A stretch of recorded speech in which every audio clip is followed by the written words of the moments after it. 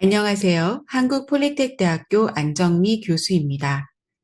이번 시간에는 지난 시간에 이어 바이오 의약품의 장점이 무엇인지 살펴보고 왜 바이오 의약품을 개발하려고 하는지 그 이유를 알아보도록 하겠습니다.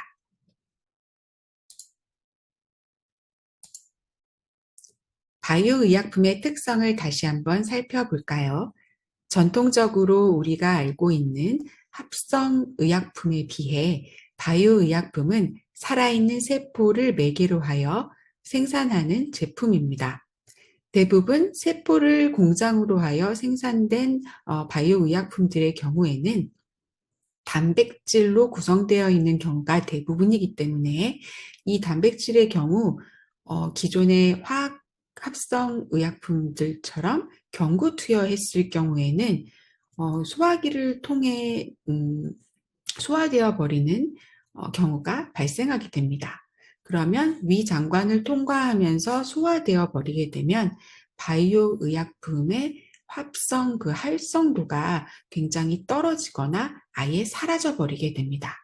따라서 바이오 의약품은 비경구 투여 방식, 즉 주사제를 통해 우리의 근육이나 혈관으로 직접적으로 주사하는 형태를 채택하고 있습니다.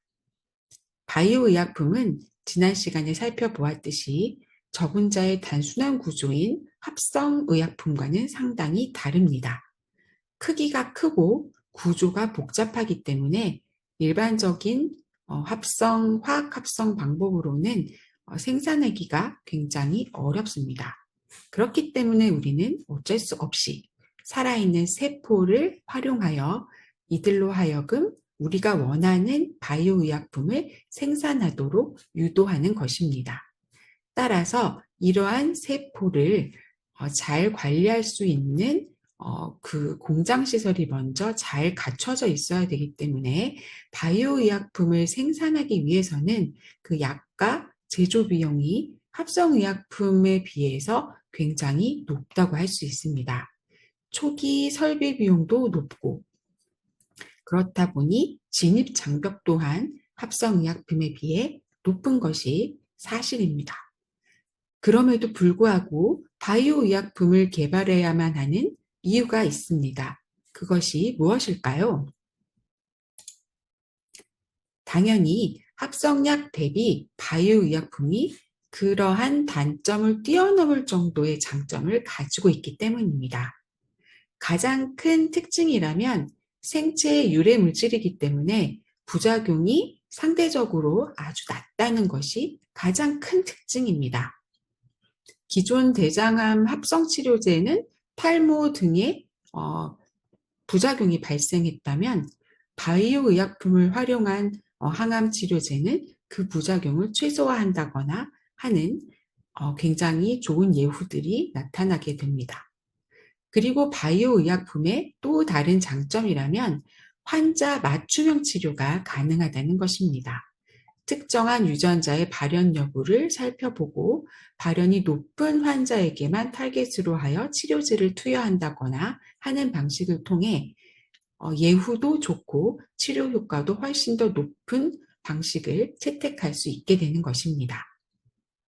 그리고 합성약을 처방했던 환자들에게 그 치료 예후가 굉장히 미미했던 질환들에 바이오 의약품을 처방한 경우에 그 치료 효과가 엄청 높아지는 것을 확인할 수 있었습니다. 그 예로 비소세포 폐암의 치료제로 면역 항암제를 사용했을 경우 부작용은 굉장히 적고 치료 효과는 상당히 높은, 그래서 암조직 덩어리의 사이즈가 확 줄어들 수 있는 그러한 예후들도 여러 차례 관찰 보고된 바가 있습니다. 이렇듯 합성약 대비 바이오 의약품의 장점은 그 비교도 할 수 없을 정도로 굉장히 높습니다. 따라서 초기 설비 비용, 개발 비용, 그리고 이후에 유통에 들이는 비용이 합성약에 비해 상당히 높다고 할지라도 바이오 의약품을 개발하려고 하는 업계의 노력이 지속될 수 있는 것입니다.